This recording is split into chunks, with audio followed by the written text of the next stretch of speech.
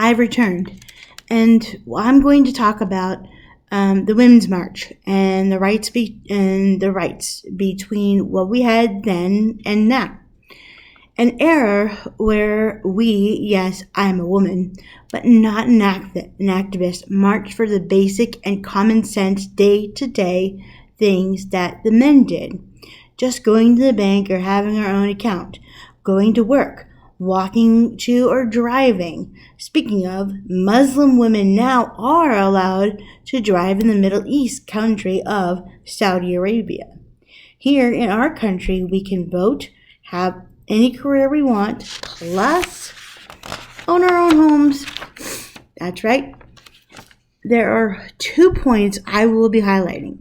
What women had when we marched and what we have now. Second, why are we still marching? Why are we still, and what for? What has become of the movement? The women's movement, and the call to march began in the 1800s. In that century, we had only moral obligations and duties in the home, at church, also in the community, but very little in the world of politics, legal rights in the new republic. That is what women had back then. What do we have now today? Listen up. Here we go.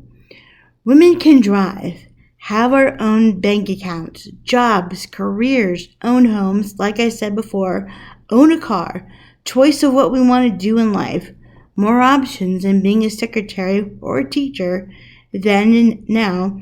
If a little girl wants to be an astronaut, she can. When she grows up, goes to college, joins the Air Force if she wants to be a pilot. She can be a scientist, a race car driver. She can own her own business. And be the lead actress in a play on stage and screen. How much more do we need? Why do we scream and shout? We have the opportunities the men have. Play sports, journalists, sports writers, radio broadcasters, call the games. We can be great poker players as well.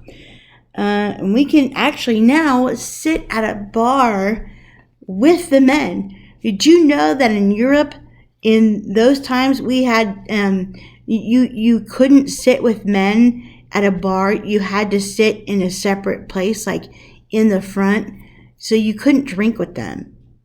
Hello? I mean, come on. I mean, Muslim women have to be escorted where other men are. Hello? We don't. I mean, hello, we have got what we want. I mean, it is just amazing that, we can be in this. Let's see here. So that's my point. The point is how much more do we need? I mean, we have, we have jobs, but maybe it's not the job that you want, or like flipping burgers, but that's a start job. At least we have a start in life. I'm grateful for the women who fought for me. But here's the thing, that I am so frustrated because this is what's happening today.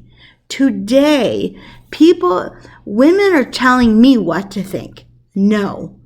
No man or no woman tells me what to think or how to feel. I'll listen, but I will not take them seriously. I mean, women are now telling people that having children it's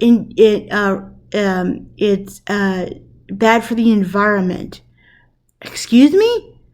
Well, how about how about going on a cruise and having all your crap from the cruise just dumped into the ocean? Hello.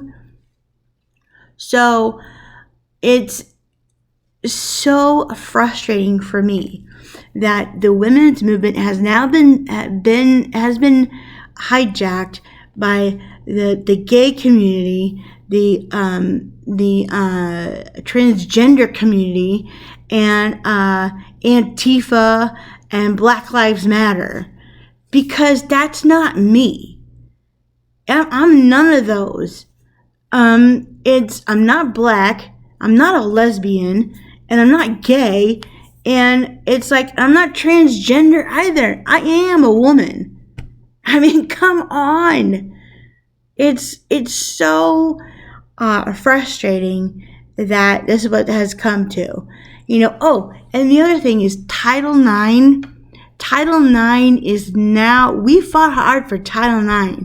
Title IX is women's playing sports. And you know what's happening? Because of the transgenders that have taken over the women's movement, now they are have destroyed the ninth the ninth movement, the ninth law that says that we can play sports. And you know how they ruined it? By men who have turned into women can compete in the sports and win everything because of their gender.